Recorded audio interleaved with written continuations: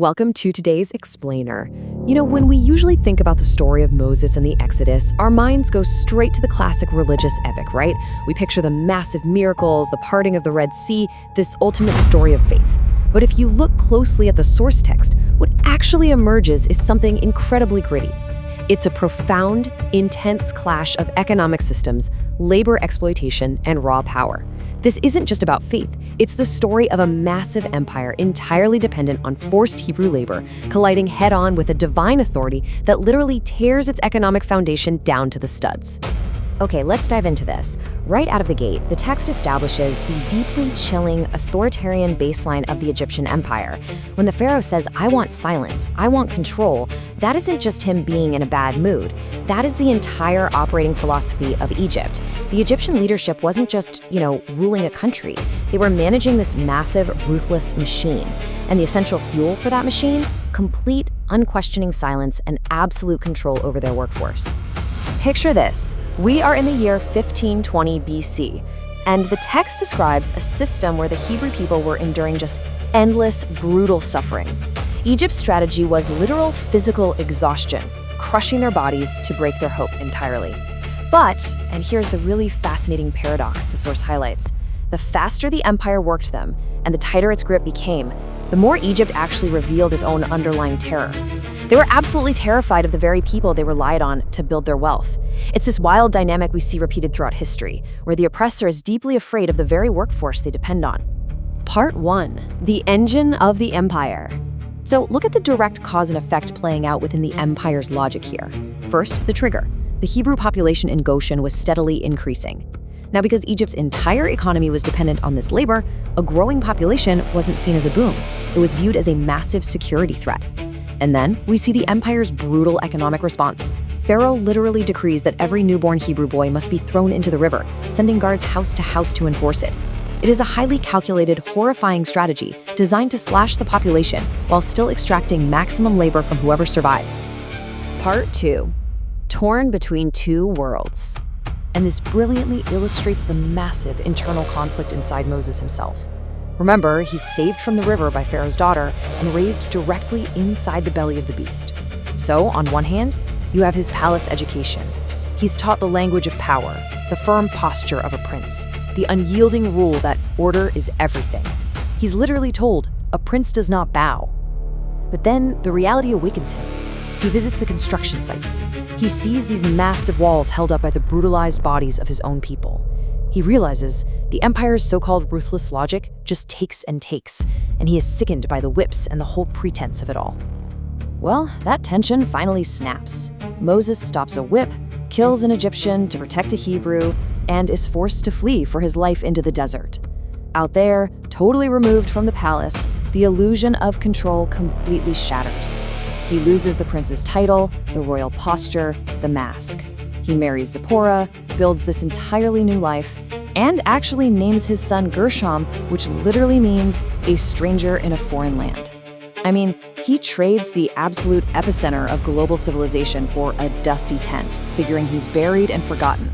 He thinks he's unlearned all the palace's ways. But the source notes something really powerful here. The call of the eternal never leaves a man at peace. Through a bush that burns but doesn't consume itself, God tells Moses, it's time to go back. Part 3. Earthly order versus divine authority.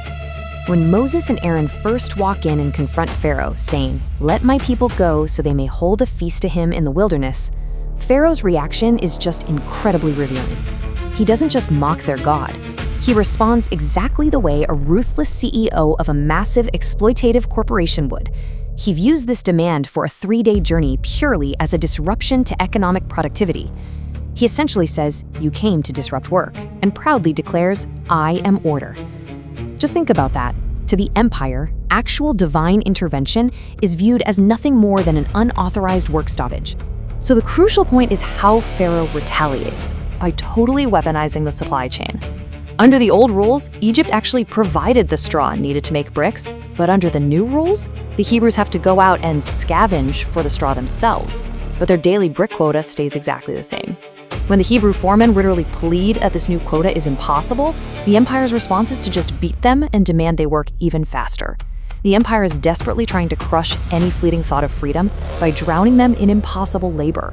At first, this brutal economic crackdown completely backfires on Moses. The Hebrews turn on him, blaming him for making their lives so much worse. But Moses realizes something critical. This is no longer a negotiation.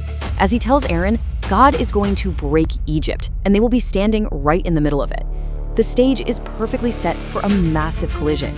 The empire drew a hard line in the sand regarding its wealth and control, and God is about to cross it. Part 4. Dismantling the false security. The source material describes how God begins to answer Pharaoh in literally the only language an empire actually understands. We see this rapid, utterly devastating timeline of plagues.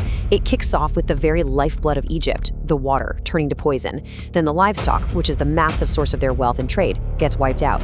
After that, you have catastrophic hail and swarms of locusts decimating whatever agricultural food supplies even left. And then the ultimate psychological blow. 3 full days of darkness so thick it can actually be felt. Just imagine the infrastructure of a modern superpower being systematically dismantled in a matter of weeks, because that is exactly what we are looking at here. Look at what's fundamentally happening. These aren't just random, flashy magic tricks. This is the systematic destruction of the empire's entire economic and social structure. God strikes at their water, their wealth, their food, and finally, their immense pride. Every single pillar Pharaoh relied on to maintain that order he bragged so much about, dismantled. He claimed to be order, but his stubborn refusal to yield just brings total chaos, effectively destroying his own kingdom while he frantically tries to hold on to control. And the text captures this absolute reversal of power perfectly. The mighty Egyptian empire, this global superpower, is left totally paralyzed. They are trapped in a darkness so thick they literally don't even have the courage to take a single step. Meanwhile, right next door in Goshen, where the Hebrews live, the wind stays clean, the livestock is fine, and the lights are on. You just can't ignore the contrast. The false security of this massive earthly empire has been completely shattered by true divine authority. Part 5. The final cost of freedom. Now let's move to teen and see how this builds, because as Egypt descends into total systemic failure, the contrast becomes even sharper. Moses gives the Hebrews highly structured, incredibly specific instructions for the Passover.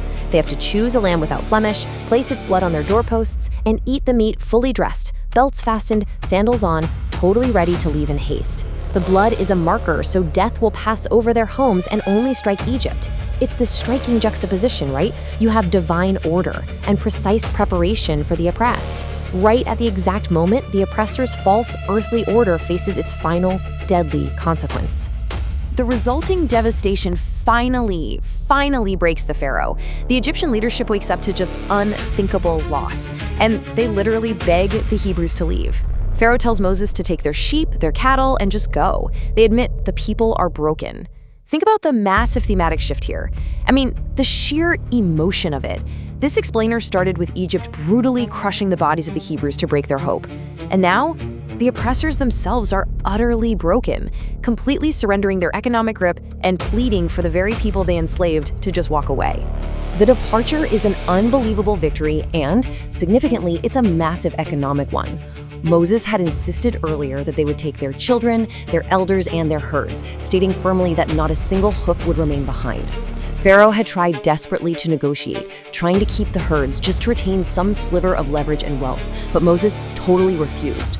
So, as the Hebrews march out, they take everything. It's a massive transfer of wealth out of Egypt, completely collapsing the earthly power that had enslaved them for centuries. So as the people finally stand free, safe, and looking out at the vast horizon, a heavy question hangs in the air from the source text. Is it over? And the profound answer is, no, it has just begun. The empire's machine is broken, yes, but an entirely new, massive journey of faith, survival, and identity lies ahead for these newly free people. It really leaves you wondering, how do a people molded for centuries by the ruthless, exploitative logic of an empire learn to truly live free? And perhaps more importantly, how long does it take for any of us to unlearn the empires in our own minds? Thanks so much for exploring this fascinating dynamic with me today.